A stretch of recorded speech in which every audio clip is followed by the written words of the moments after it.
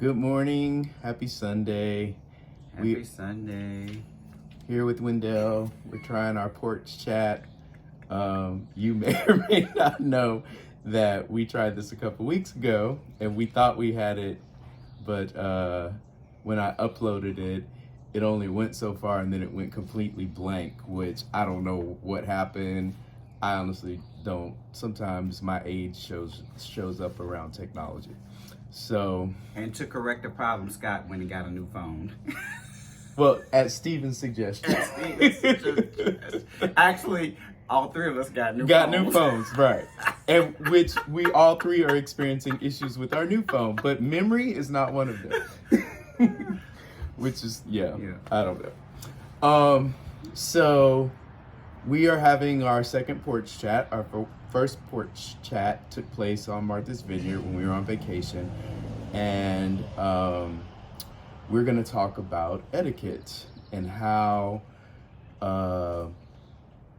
there are, just for me, I live my life with a sense of decorum and manners. And the reason I do that is because I like structure and I crave it, actually. I create it for work and I enjoy structure.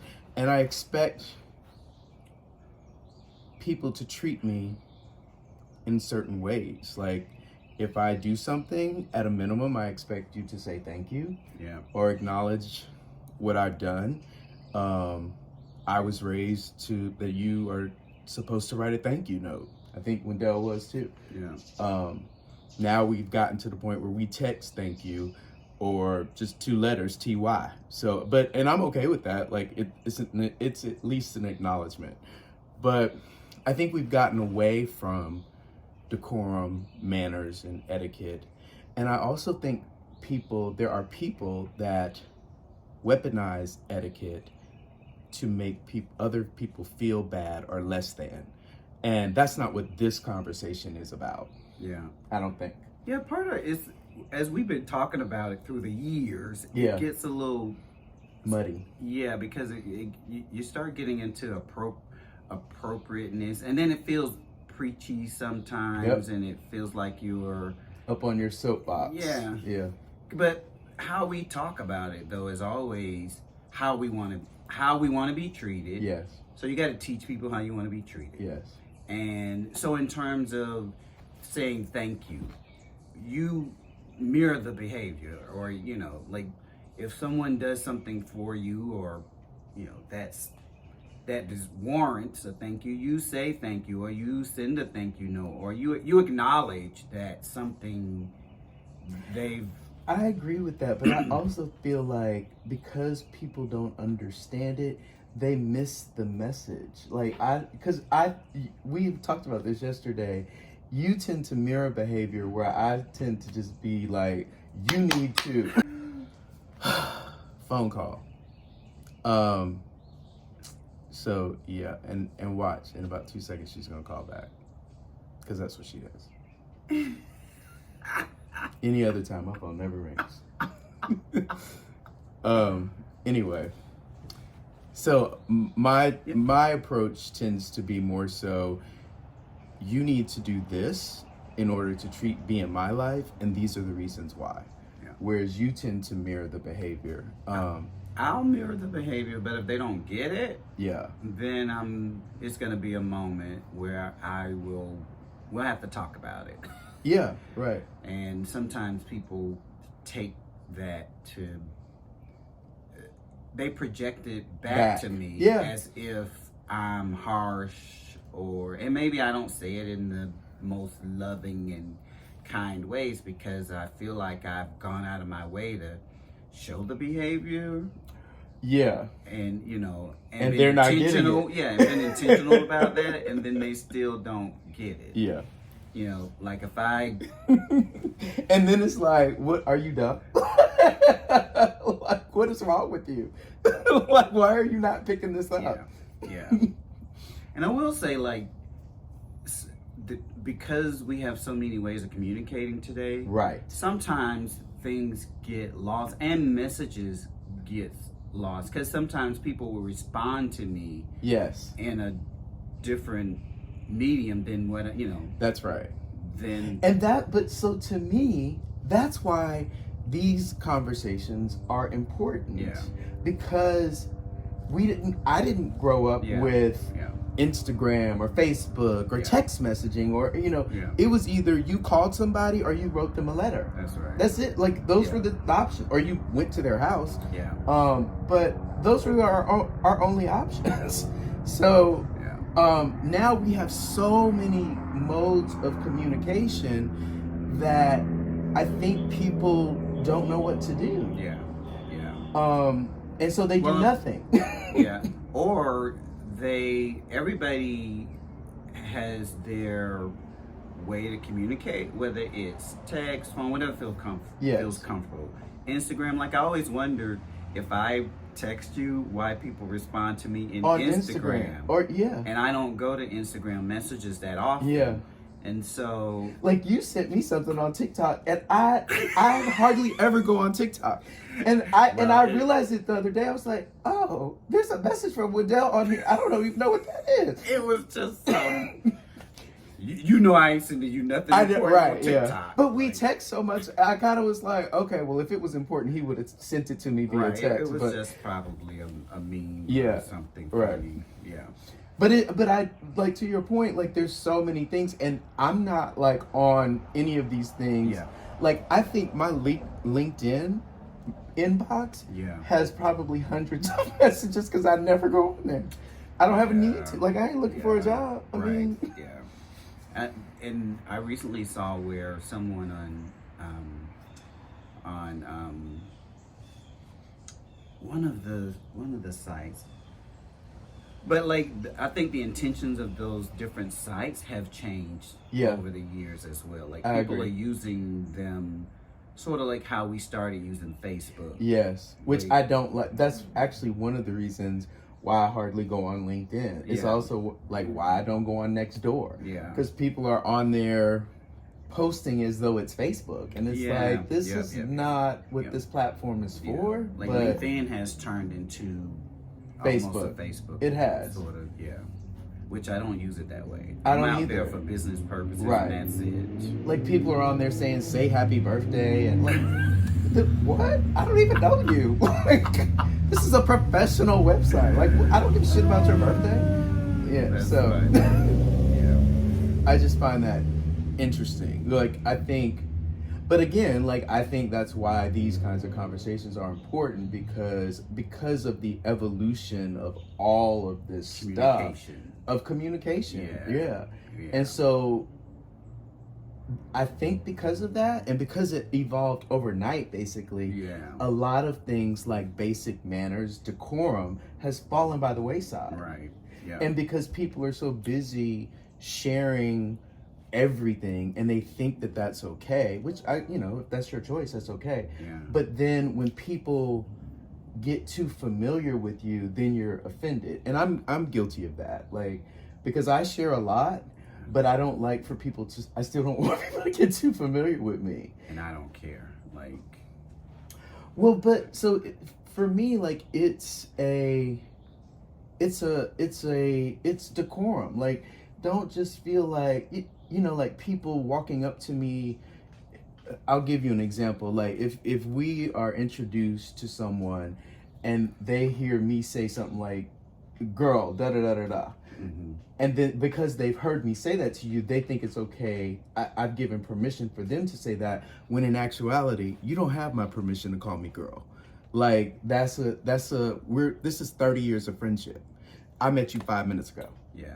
But I think that the difference would be in their circle, maybe that's a term that's used more, freely than how we use it generationally. No, I understand why. It's still like, it's a familiarity with me that I'm not cool with. But the rules around it, generationally, we understand it. Yes. Maybe we didn't even talk about it, we just know. Or maybe we did talk about it, I don't know. But generationally, I think that the lesson or the reasons behind why you do these things get lost. That's true. You know, so folks don't understand. It's sort of like the use of the N-word. Oh. You know, like, Yeah. Like, I understand the historical context of it. It was taught to me by my grandmother and my mother. Yeah. And so I have so if you call me that, I have the out of body, I black out. As you know. Yes. Wendell chased somebody down in his car that called him the N-word. In his car, he chased them down. I had an out of body experience. I really did. But, you know, now I'm becoming I'm trying to take that level of energy out of the word, you know, or that anxiety that I get when it's used. I'm trying to, because I don't want to be triggered like that because of a word. Yeah. And because today it's, you know, we hear it so much in popular culture, particularly, you know, rap lyrics, that some of the younger kids may not understand the historical I think they may know it, but they don't understand how deep. Which I have an appreciation for that, because they have the beauty of that, or the beauty of that evolution to me, is they have de-weaponized that word. That's right. And they don't take it in the way that we take it. Yeah. Because it hasn't been used against them to make them feel less than or feel degraded or, you know, inhuman. Or so back to like decorum and how things get lost in translation, you know, over the years, and and we communicate differently. I think that for me, I still, because you know I like to teach lessons and mirror the behavior. So I'm trying to be mindful of all these things, right? But also, you know, teach people how to treat me essentially. Yeah. You know, like if I go out of my way, and I was giving you an example the other day where my godson, I send him money, Cash App periodically, and he didn't, it's like, I mean, I will on birthdays and holidays and stuff like that, but but it's just random. Yeah, it's random. There's no reason. That's right. Yeah. And so he never knows when I'm going to see. Because he's in college, and that's right. You always need money when you're in college. That's right. And so there were a couple times he didn't acknowledge that he got it, so I didn't know that he had received it. And I know in Cash App you can acknowledge, you can like it. You know, oh, okay. Yeah, you can like give a thumbs up. I don't have Cash App. Yeah, you can acknowledge it. And so I'm just like, okay, he didn't acknowledge it. Did he get it? Because you know, technology. Yeah. Or you may send it to the wrong person. Right. Like many things. There are flaws in technology. Yeah. And he didn't respond. I was just like, okay. So I was like, how much time is, you know, appropriate to give him? Because, you know, just like, because it's immediate. Yeah, but he may not have the notifications set. Oh, right. So he may not, just like you with LinkedIn and other things, he may not go out there and get it. Maybe he has it sent to an email. An email notification. Okay. So if you get the email, like me, when I get an email notification, I'm not looking at it. Me neither. Matter of fact, I turn my notifications off. So too. Anybody out there that's sending me messages, I don't want the notices popping immediately up. Because it's distracting. It takes me down another path that I'm not, like, I'm in the midst of something typically, and I'm not interested in going over here. I don't want you telling me what to think about in this moment. Right. Let me you know, kind of drive, you know, when I want to communicate and how I want to communicate. So, you know, so I'm having all these thoughts in my head, like, oh, maybe he didn't get the notification. So I'm trying to solve for the communication gaps or differences. And then, you know, after a couple of days, I'm like, okay, I sent him an email. So I text him, because we text, and I'm like, hey, sent you Cash App a couple of days ago. Did you get it? And then he was like, yes, I got it. And he acknowledged it. I meant to, you know, let you know, but, you know, got busy. Well, okay. And I understand that, because that happens to me. But then I felt like I was like, he didn't say thank you. Okay, he acknowledged it, but he didn't say thank you. Right. And so then I sat on that. How old is he? Early 20s. Okay. And so then I sat on that for a couple of days. Well, I was like, and then I was like, how do I say it to him without it, you know, being a big moment, like tell him, you know, you need to acknowledge it and say thank you. And so let me ask you a question, because like I explained to you when I was traveling, and someone I walked up their stairs, 4 flights of stairs, carrying my 2 heavy bags, and they didn't offer to come downstairs and help me. And when we got in, you know, they were all like excited, and I'm out of breath. Mm-hmm. And so I very passive aggressively said, "Oh, by the way, thank you for your help." And he kind of was like, "Wait, what? Like, what's going on?" And I bring that up to say, like, what's wrong with saying you're welcome? What do you mean? Sending him, your godson, a text message saying you're welcome. By the way, you're welcome. I wouldn't do that. Well, but it's because I would. It's teaching. It's a teachable thing. Because I see that as passive aggressive. It is. Well, that's why I just said it is passive aggressive. I don't want to be passive. I can't stand passive aggressive behavior. Well, and neither do I. But I do feel like sometimes it's an appropriate tool. I feel like that. Like, it's not a good behavior generally speaking, but sometimes it can be appropriately used. That's just my thought. I don't know if that's right or wrong. So we talked about this. Like when I go to drive through rarely, they won't say thank you. Yeah. And so I will say it to them, and then they will tell me you're welcome. Like they right, like what? Right, like they've done me a favor. They don't get it. Yeah. Right. And so that's why for me doing the passive aggressive doesn't. Well, that's why in the drive-through, you're welcome. It's the appropriate response from me, because bitch, I basically patronized your restaurant. You're welcome. Yeah, I'm gonna try it. It feels. Well, I think it feels passive aggressive. It is passive aggressive, but I think because we're just aggressive people, and we're not typically like, both of us are just like, this is what it is, right. And you know, period, the end. Yeah. And so that's why there's a level of discomfort in passive aggressiveness for both of us. Yeah. But I'm a little bit like, I do honestly believe it can be an appropriately used behavior. Yeah, I get that in the drive-through situation. I'm gonna try it, because I always say thank you, and then they tell me you're welcome. You're welcome. So I'm gonna try the you're welcome. You're welcome. If they say thank you. You're welcome. Look, because in that moment, right? Because in that moment, I'm really not. I'm trying to have a moment, you know, to say what's appropriate, you know, behavior, but I'm not being direct. And, you know, it's hard for me, like somebody I don't know, it's harder to get at. Well, and that's kind of why I feel a lot more comfortable with the passive aggressiveness, because I don't really know you. I don't really give a damn if you think I'm passive aggressive, because I'm not. Yeah.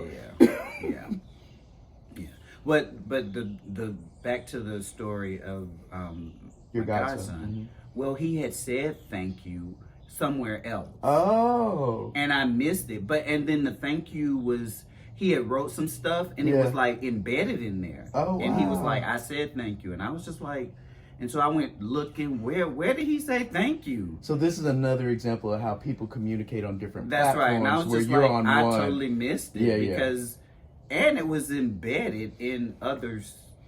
So I think that's an etiquette thing too. Yeah. Like, if I communicate with you if I send you the money via Cash App, let's just use that example. Yeah. Why wouldn't you say thank you on Cash App? Yeah. Or you know, a little bit more in my face, like a text message or call me. And I think maybe that's what eventually happened, because I think I took it to text. Took it off Cash App and text. I guess I could have sent a message in Cash App, but because we communicate via text mostly, I don't use Cash App to, you know, kind of send messages or whatever, or to communicate. So this is like really interesting, because I think everything we're saying is really true, and I think that's why communication is so muddied. Yeah, and it's also why I find myself annoyed with stuff like that, because I'm having to use all these methods just to have a basic conversation with somebody. Right. And it's a lot. Like, we can't even talk about appropriateness and etiquette because we're talking about communication. Yes. And I mean, and then if you want to add work into it and work email, work instant message, work, I mean, it's a lot. Our intranet at work, like, it's a lot of different places that we are all having to exist in. Yeah. Because think about work, like, I hate when people, if I'm having an email conversation, then you instant message me or you call me. Yes. And now, at some point, all of the I messages gotta piece it all together. Be pieced together. And when you're, and for me, and what I do, because I'm working on contracts, you know, there's so many aspects, and I'm working on 30 at one time. And like, details. Right, and the details matter, and when you do that, it's a lot to remember and keep, and that's just work, you know, like, you know, as you're working, you got your personal stuff swirling around all the time. Even though I always say, it's like, I'm not here to make friends, like, I'm here to work. But I also have my personal life in my head. Yeah. And the other, like, for me, you know, this drives me crazy. I do this, like, in my personal life and in my work life. Please don't send me a text message with 8 paragraphs. Like, what? I'm not reading that. Because that's a phone call. Like, for me, my version of respecting me in a text message is, hey, I got the tickets. Hey, I'm on my way. Hey, meet me outside. Hey, our table's ready. I mean, it's short and quick. Yeah. Anything outside of that, it's a phone call. Yeah. So that, you know, while we wanted to talk about appropriateness, I guess you can't talk about it without having a conversation about how we communicate, because that's when Stephen and I were first getting to know each other, and texting was just coming, you know, it was becoming a thing, like it was really happening. And he would try to text me things that I felt were appropriate for phone calls. And then finally at some point I was just like, we will not work out the specifics of our relationship via text message. Like, if I still feel that way, which might be why I'm single. But like, so he knows today, like, you need to have a face-to-face with Wendell. You don't I mean, you don't text him certain things. And what's interesting, like, we do that. Like, we know, like, what needs to be a phone conversation intuitively, even. Like, it's not like a thing where we text. Like, you'll text me and say, hey, are you free? And I know that it's gonna be like an hour-long conversation. And I think I do the same to you. Like, it's not like, because our relationship does not exist on the phone. In a text message. Like, it's deeper than that. And that's kind of to my point, that text messaging is for a momentary thing. It's not for a deep dive. Particularly, I mean, shit, we don't do it, and we know each other. Like, I know your tone in a text message. That's right. But I don't necessarily, somebody that I just met, I don't know their tone. I don't know their intention. I don't know. So, and I will put, you know, because it's just human nature, I will put their tone into the text message, how I hear it, particularly if you're using exclamation points, or if you're typing in caps. Like, then I associate that with something. So, you said something earlier, you were talking about the familiarity with you. And so social media makes us sometimes feel like we're familiar with people. Like, if you think about folks you went to high school with. Like, we've been out of high school for a lot of years. And I barely knew those people when I was in school. But because I see their life on social media, you feel like you know them. You feel like you know them. So I could see how the familiarity thing can happen. Like, because I've seen your vacations or your wedding or your mom passed away or whatever, you know, your life happened on social media. When I see you, it feels like I know you. And I know what's going on in your life. That's right. But you really don't. We call it social, but it really it's not. It's a glimpse. That's right. It's glimpse media. That's what it is. It's like it's snapshot media. It's like and and like for me, you know, like I only share, which is probably not good. I only share like vacations or Christmas or like I don't share outside of that. You know? So I try to, because you know, I'm transparent to a certain degree. Yeah. And you know, the stuff I talk about or the stuff I share, I don't really care about. It actually happened recently. So you know, I was posting on my stories on Instagram when my family was here. And so someone that I don't know sent me a message saying, I hope you enjoyed your mother's cooking. And I read that and I was like, my mother doesn't cook. Like, what? And then I was kind of like, well, she doesn't know that. But it's also kind of like what we're talking about, because she might think that my mother's like, and I said, I was like, my mother orders food. She doesn't cook. So like when I was in high school and I started driving and my dad was on his schedule, my mother made an announcement. I will no longer be cooking with all these different schedules. Everybody fend for themselves. She's like, you know, I'll grocery shop. There's food. There will be food in the refrigerator. And I will make Sunday dinner. That was the only dinner my mother made consistently. Outside of, she was like, you're on your own. Yeah. And so I think that the person that sent me the message, she assumed like my mother is like a traditional, and my mother, and there are traditional things about her, but in the cooking sense, she wasn't like, she was like, what? She asked me while she was there, what are we eating today? Because I cook. So I think when you think about appropriateness, so back to that, like, it's hard to get there because of all of this stuff. That's right. We can't even get there. That's right.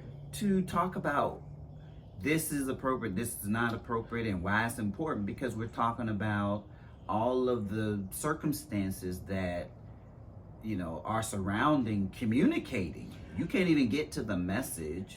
I think for me, one of the reasons, and I talked about this, I think, on some of my videos, and I know I talked about it with Craig and Elliot and Ryan.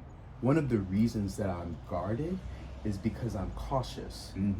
I'm cautious with other people because I'm constantly aware of wanting to be appropriate. I'm not wanting to be disrespectful. I'm not wanting to be imposing. I'm not wanting to be judgmental. I'm not wanting to sound preachy or sanctimonious.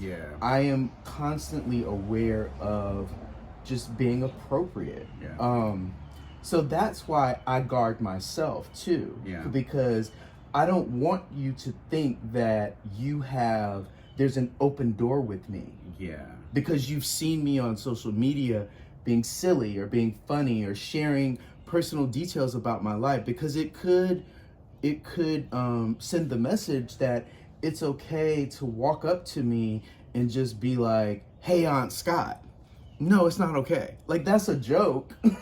You know what I mean? Like, that's a joke that I'm in on, but I'm just Scott, really. Like, but do the folk they know that? But do they know it's a joke?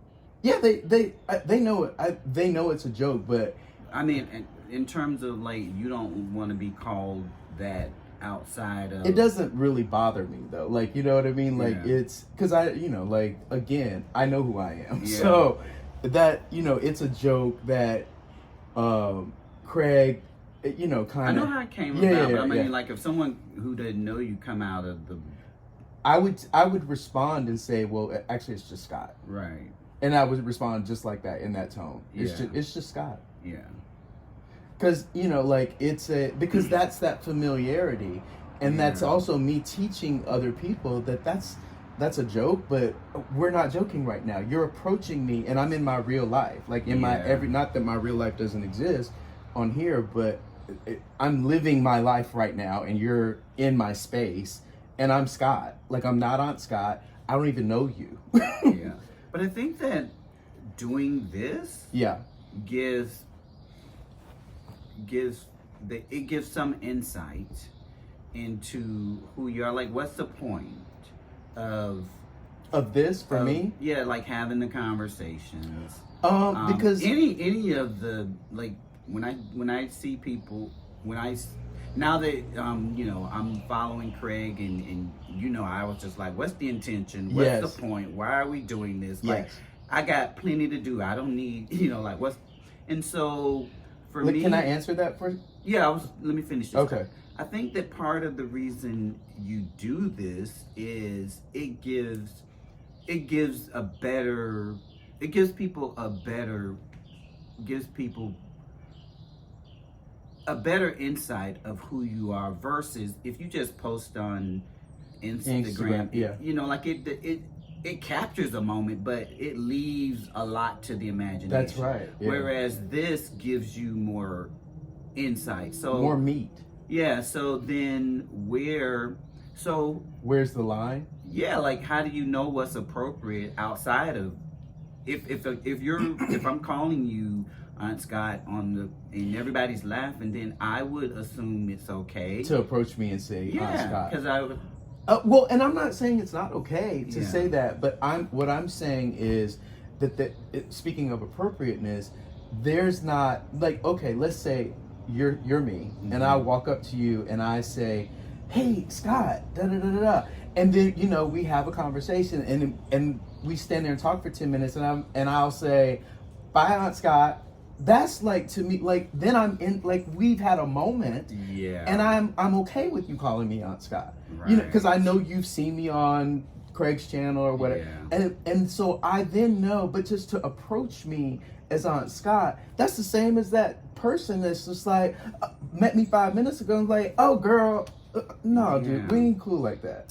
See, but I think it gets muddy.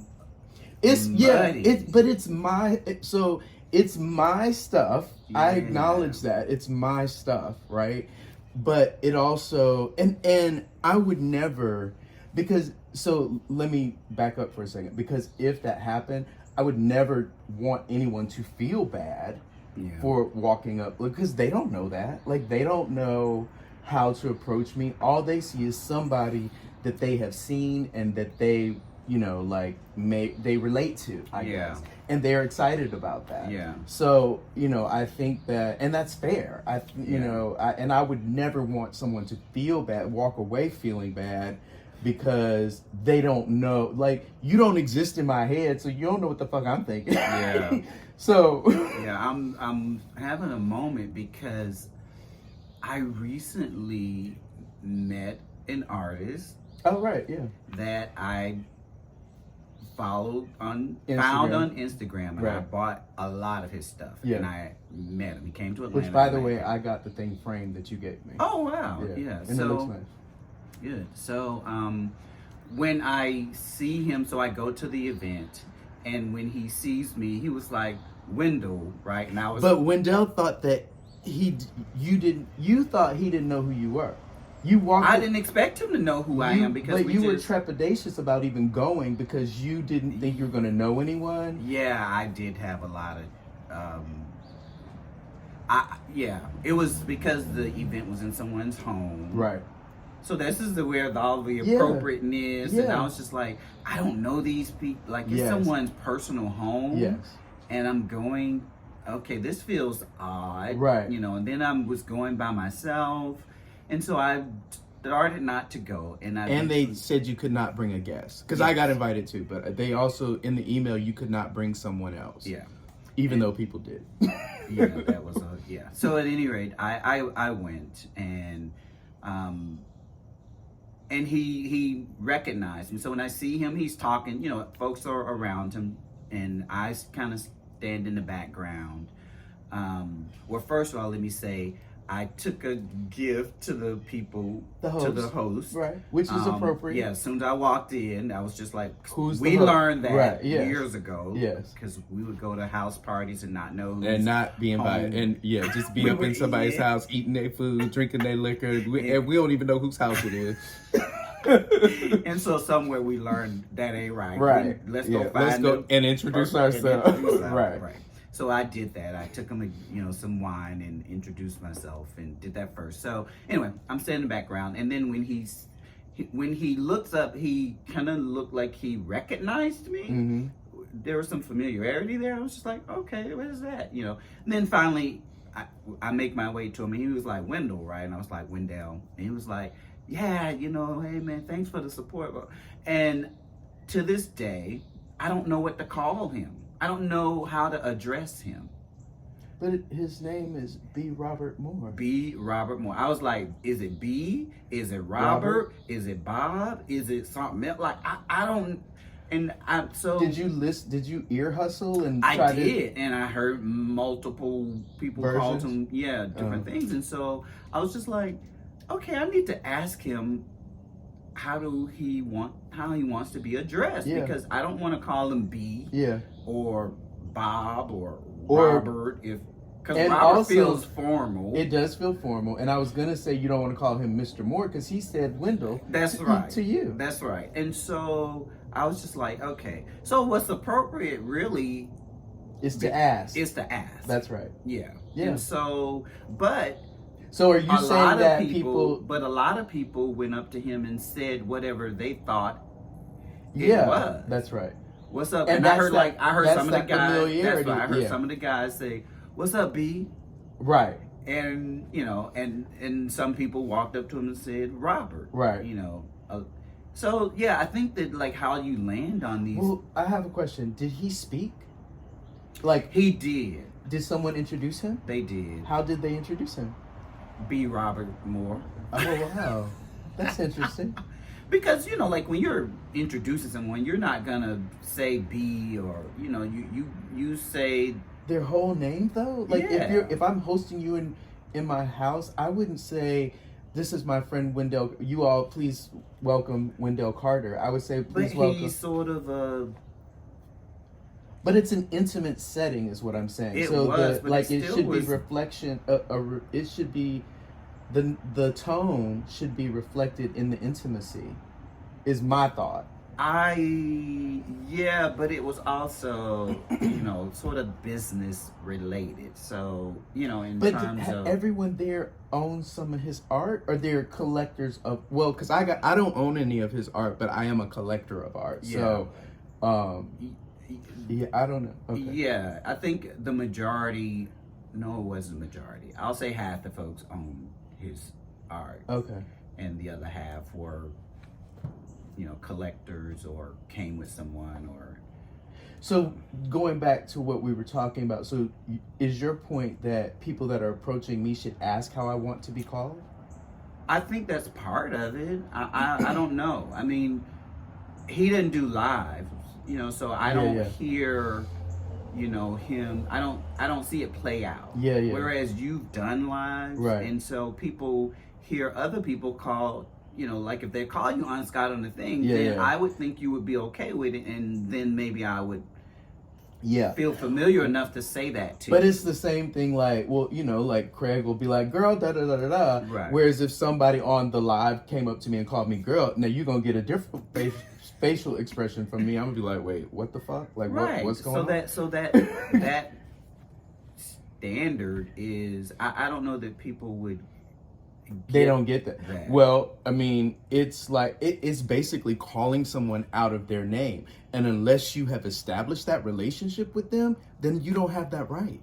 Yeah. I would never walk up to a stranger and be like, even if I know they're gay, I would never be like, "What's up, girl?" Why would I do that? Like, that's rude. Especially now that we have the whole pronoun, like being intentional about the pronoun. It's rude. Yeah. It is just completely rude. Yeah. Like, I don't care if I know them, if I'm following them on social media and they got on a full makeup, but if they got he, him in there, I don't have any right to walk up to this person and be like, "Oh, Miss Girl, hey, what's going on?" Like, that's not okay. It's just not okay. It's inappropriate, quite honestly.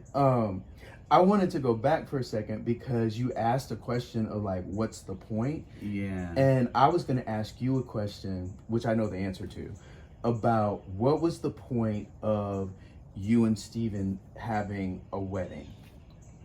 What was the intention of you and Steven having a wedding? Yeah. So, it was layered. Yeah, okay. Yeah. Let me start there. First, it was because it was our 10th year together. Yeah. We were coming up on the 10th year. So at the 8th year, we decided we would get married, because gay wedding was the year before gay wedding was legalized. Yeah. In the U.S. And so we would have like passive conversations like, won't we get married? Because at the time I was like, actually we flipped. I was like, I don't need a wedding or to get married, because I was like, that's heterosexual, and we don't need to follow that. We can decide for ourselves. Sure. How we navigate this relationship. And we had already, at 10 years, we had already done the living will, the power attorney. We had done all of that kind of legal stuff. Right. And so we were okay from that perspective. But as time went on, after it was legalized and time went on, more information starts to come to life. Right. And then you realize that, like Social Security is on the other side of being legally married, and having access if someone's in the hospital. Yeah, which is living. It is, but it's still like it's still another hoop that you like. If you say I'm his husband, then you, but you have to come with the living will. That's right. So we as things develop, and then I changed my mind, and I'm like, to get those rights, we need to get married. So we decided at 8 years that we would get married. Then it became, what does that look like? Is it justice of the peace? Because at that point, a lot of people were just going to the justice of the peace, getting married really quickly. That's right. And that's where we were sort of leaning. But then somewhere along the way, we mentioned 10 years. And I was just like, 10 years let's get married at our 10th year being together. Let's let that be our date that we get married. Then 10 years felt more celebratory. It didn't feel like justice of the peace. Sure. So that's where the wedding came in to play. And then it was like, okay, we're gonna have a wedding. Then it became all of these intentional other. That's where I want to get to. Yeah, it became. So one of the things, if I remember correctly, because so Wendell and Stephen had this beautiful wedding that was at a hotel, and it was like full sit down dinner and everything. We were served, and it was elaborate. And he and I talked about like, why are you spending so much money on this one day, like. And his response to me was, because I want to normalize, that's going to be the word I use, to my family what this looks like. Yeah. And so I'm going to translate that back to me. Yeah. Is that so? Let me ask, is that a true statement? Yeah, it was what I recognized by going through that process. Yeah. Is general public, family, friends understood marriage and saw you differently once you became married. Yes. Even if... Or respected you differently, too. Yeah. It was almost like we were shacking. Yeah. And people treated you that way. They didn't understand the level of commitment that was underneath the shacking, right? That's right. Yeah. And so I recognized, for the general public to get it, I had to, marriage would help advance the conversation. Because it's a social norm that they understand. That's right. Yeah. And so the change, we hyphenated our last name to Carter William. That was intentional. Right. Like, you need to know something happened. That's right. There's something different. Yeah. So all of that was intentional. So that's why we did it so that people, I guess it goes back to kind of mirroring behavior, right? And letting people see that we're married. We're it's no different than anybody else's. What we know marriage to be is the same, and we, as we are intentional about bringing God to the conversation, and it being a spiritual moment. Yes. Like, we were intentional about those moments and being in a circle, and the circle being infinite. Like yes. Right. Yeah. And so as I relate this back to me and you asking me what's my intention, it is that. Okay. It is that I do not feel that people out there see us in the sense of we live really normal lives. Yeah. You know, we all own houses, we all have professional jobs, we are normalized. I mean, let me not say normalized. Assimilated is a better word. Yeah. Like fully, like we are in the fabric of society. Yeah. And we are not representative of people that you see on television as gay men. We're just gay men that are like you would pass by on the street and not necessarily recognize us as gay men. Yeah. Because we're fully assimilated, for lack of a better. And I'm not saying that's good or bad. It just is what it is. Yeah. And so for me, I feel like in kind of in a similar fashion of you and Stephen getting married, this is about me intentionally allowing people to see that there are people out there like us that are middle-aged, for lack of a better expression. Yeah. We are. That just live normally. Yeah. Like that, you know. Like I hate when people say your lifestyle. Yes. And I'm like, my lifestyle? Right. Like, what the fuck is that? It's just my life. It's my life. And it's not a style. And it ain't no different than yours. Like, what? Right. I don't call your life your lifestyle. So I don't even know where that came from. Yeah. But it just... Well, it's an attempt to separate us. Yeah. And make us, or segregate us is a better word. Yeah. Like, to make us feel segregated. And it's like, no, dude, like, what? Yeah. To your point, I'm in society just like you. Just like you. That's right. No differently. That's right. Yeah.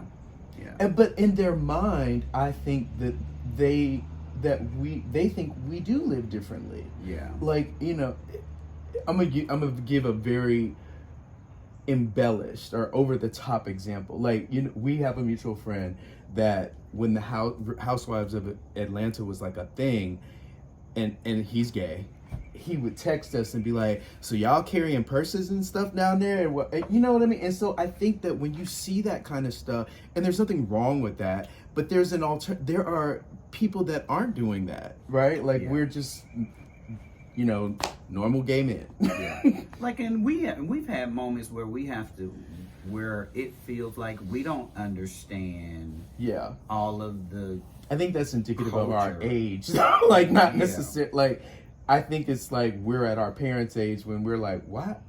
What? Yeah.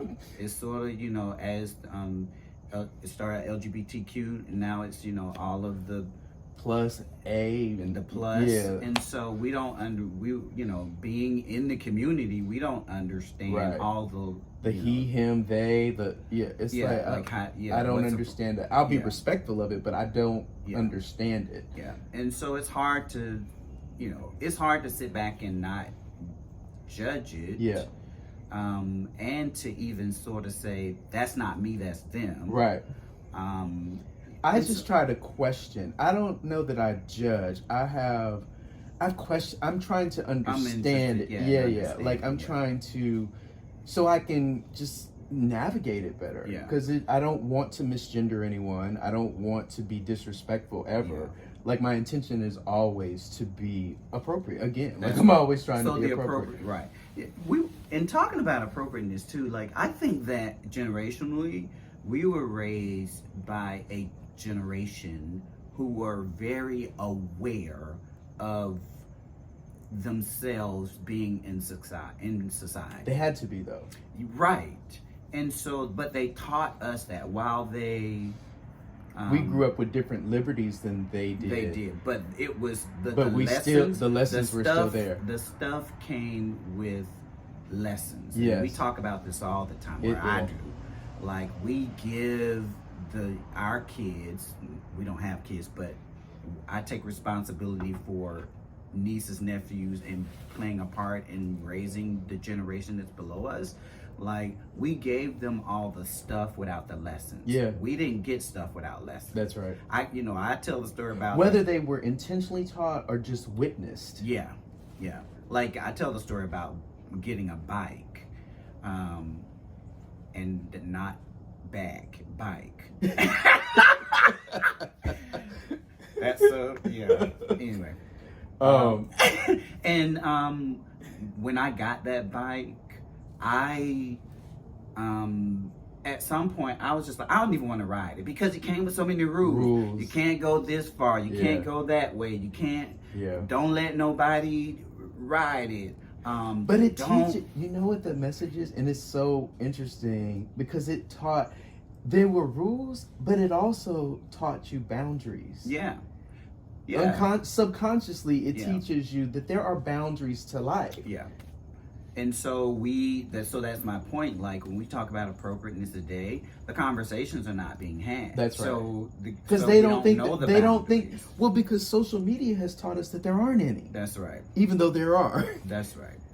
And so it gets lost in translation. But so we still, because of how we were raised, we have those appropriateness conversations in our head. Yeah.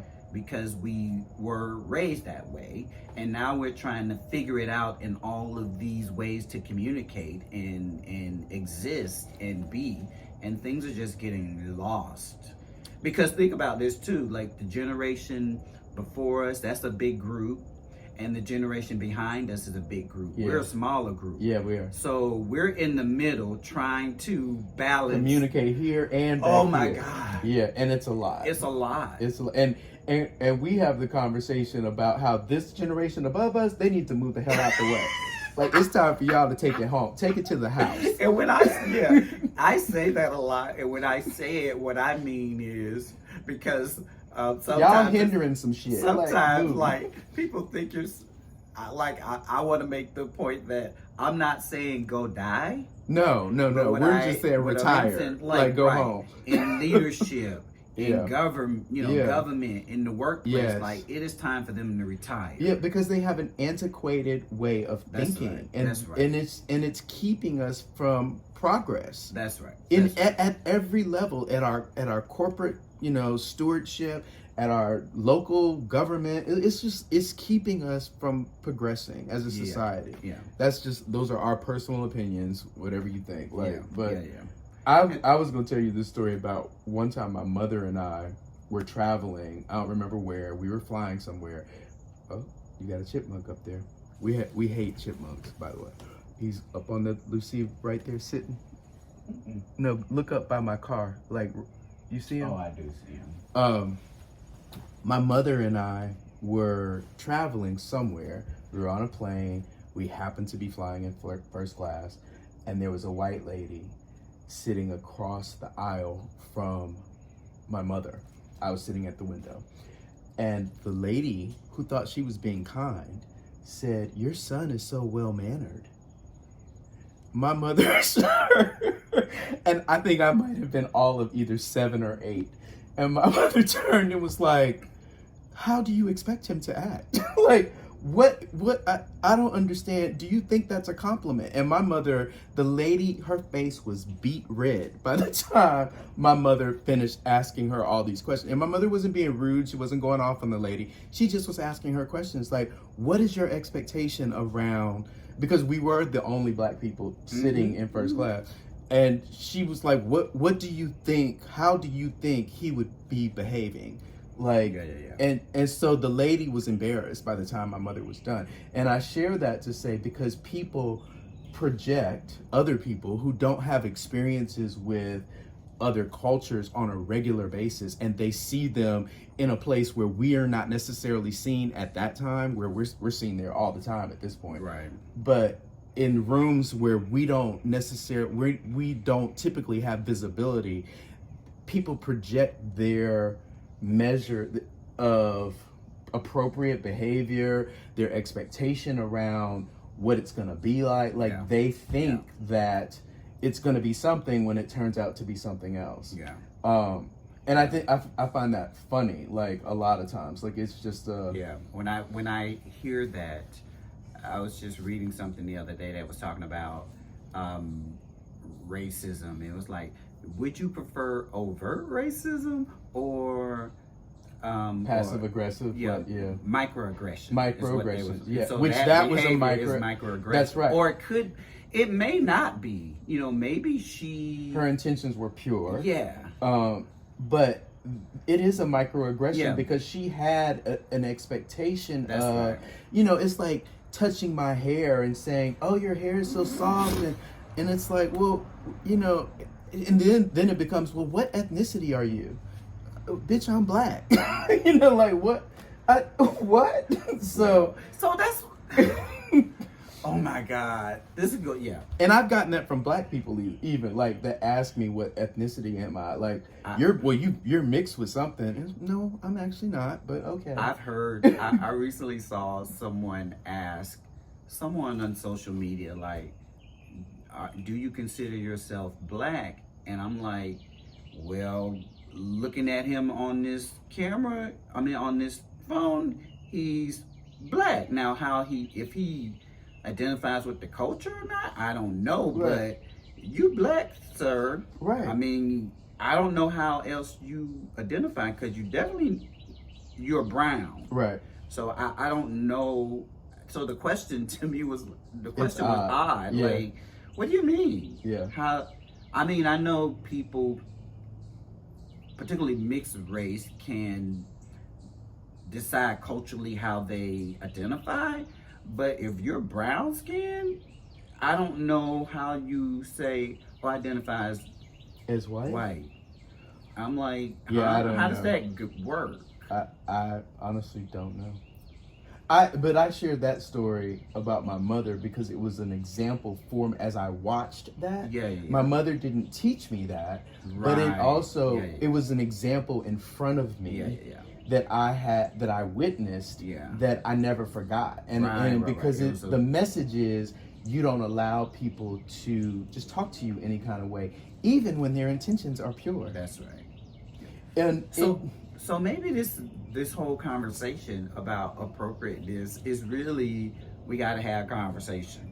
Well, yeah, that's why I wanted to do this, because people need to be talking about, and it's okay to talk about these things and not necessarily agree. Like, I know that there are probably people out there that think that it is okay to walk up to me and say, Aunt Scott, but this is my boundary, right? And it should be respected. Now, if you don't respect it, then I have to do something with that. And you gonna get what you get.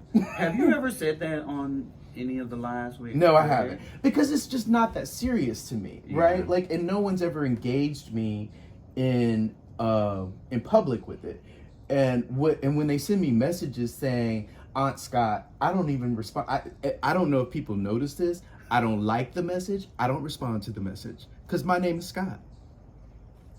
Yeah, that's interesting. And so that's my way of not saying anything, like, because silence speaks volumes. And I don't need to respond. Like, I'm just not going to respond to it. But I don't know that I would take the silence to mean you were offended by me calling you Aunt Scott. But I'm not offended.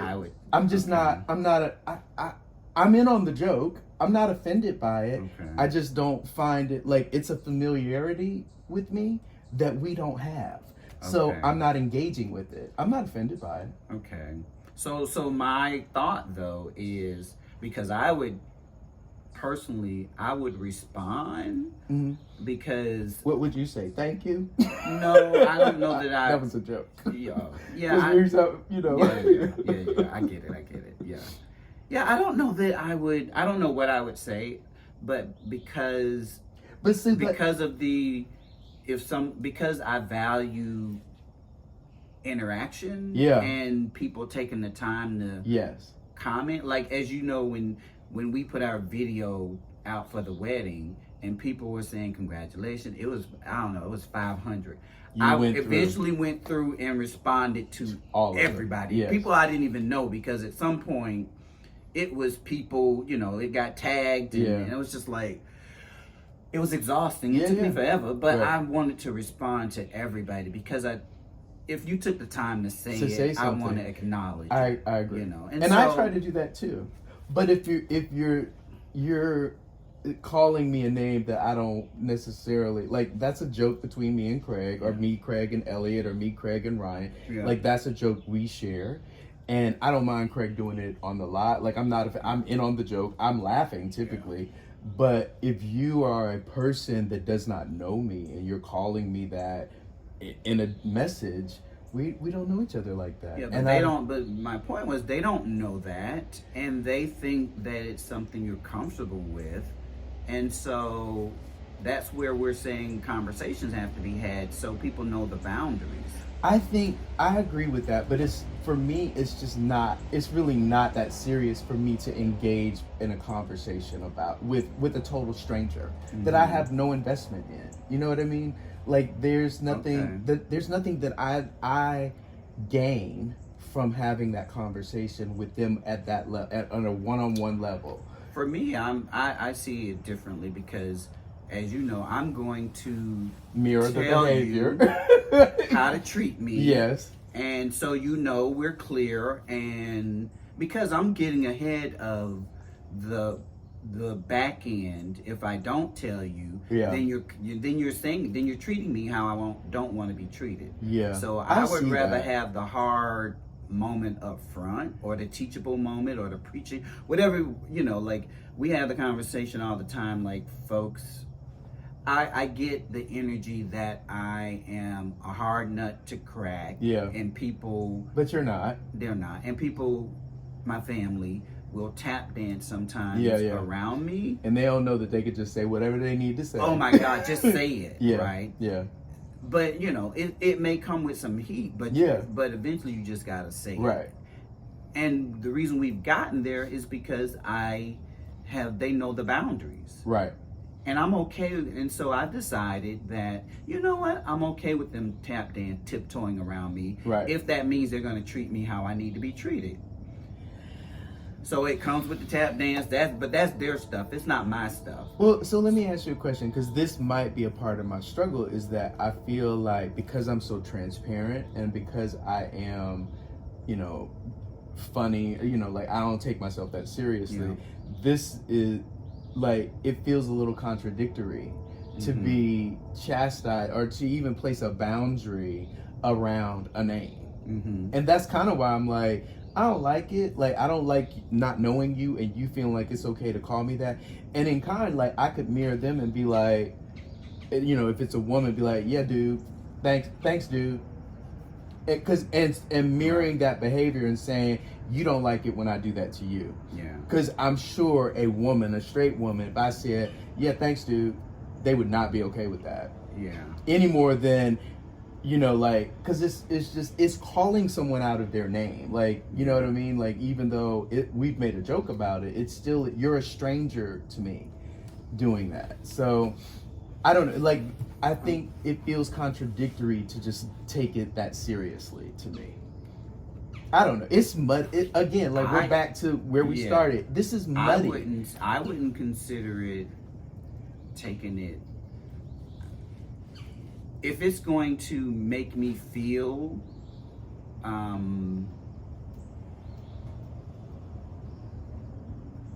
if it makes me feel, if it puts me in a space that I don't want to be in, or it makes me feel uncomfortable, or, I'm just going to have.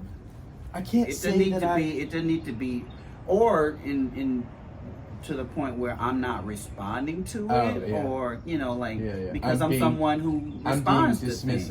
I'm being dismissive. Yeah. So I'm like, I'm not going to do that. I'm going to acknowledge. I want to. It's a boundary that I'm setting. Yeah. Actually, I was watching this. Is it a boundary or a rule? Like, it's a boundary. It's a boundary. It's a boundary. It's because you don't want, like, you're setting a boundary around yourself that says you should not engage me like this. Yeah. It's not necessarily a rule, because the rule would be you need to speak to me like this, versus you cannot come near me when you know what I mean? Like, that's a boundary around yourself. Yeah. I was reading something the other day that tried to explain the difference. Yeah. And I was like, I never thought about it. But at any rate, I think it's the rule when would it be comes to you how need to address me as Mr. Carter.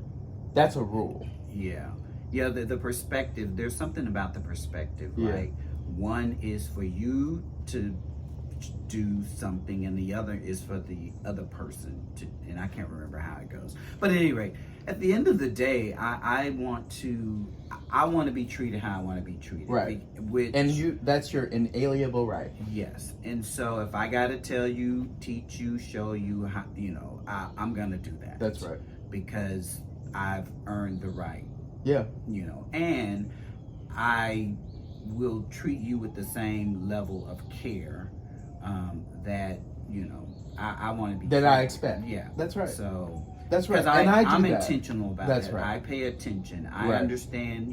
And that's kind of my point. Like I would never call a stranger out of their name. Yeah. So why do people think it's okay to do that? Like, well, they may be okay with it. I'm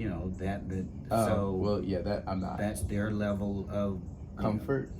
I don't think most people are. Like I don't think that people. I don't know. Well, you might be right. I don't know. Who knows? Yeah. I think that this is I think one of the reasons why I'm waffling around it is because I really don't know how I feel. About navigating it. Like it feels odd to me, but I also don't want to take it that seriously. Yeah. I get that. No, I understand that about you actually, because I'm surprised that you. So when Scott and I first started talking about, when he asked me to do the live on Martha's Vineyard, I was just like, no. That will not happen. Yeah. But meanwhile, he wants me to get on TikTok and do a dance with him, and I'm like, Because I like to dance.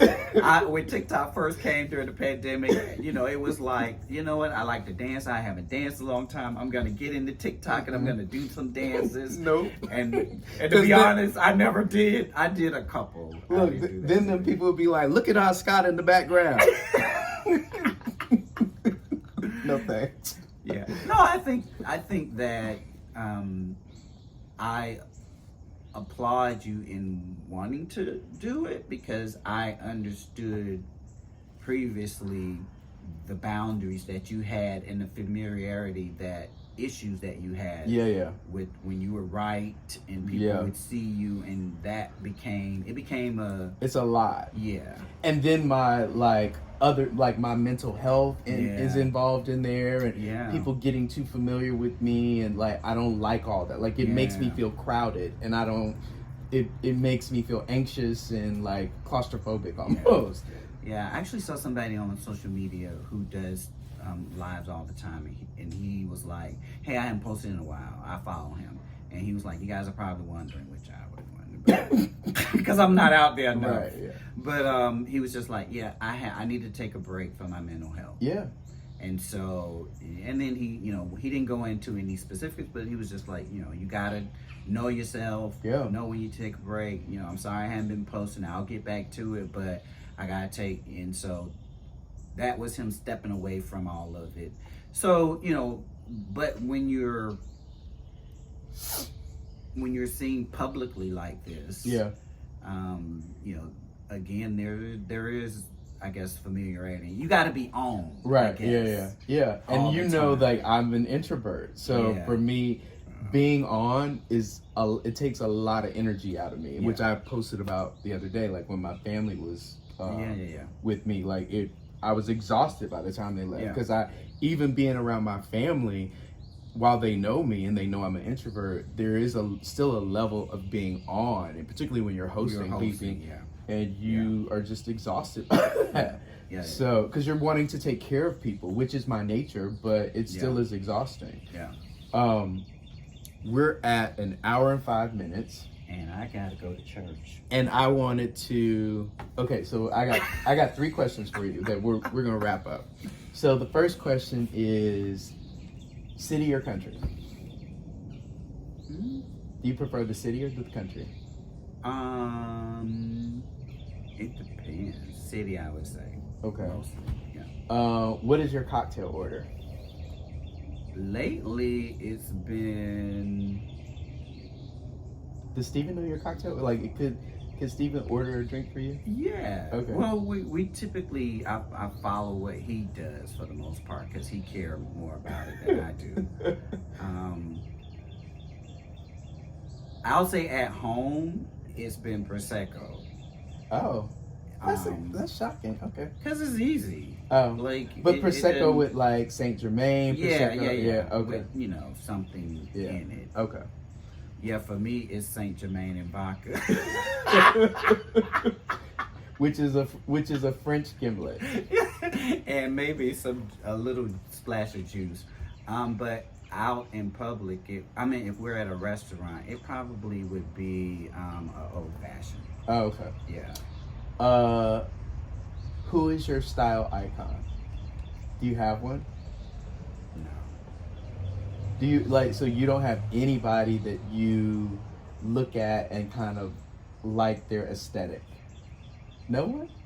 Not no. Okay. Well, since you can't answer that, hit the fourth question. Your favorite designer?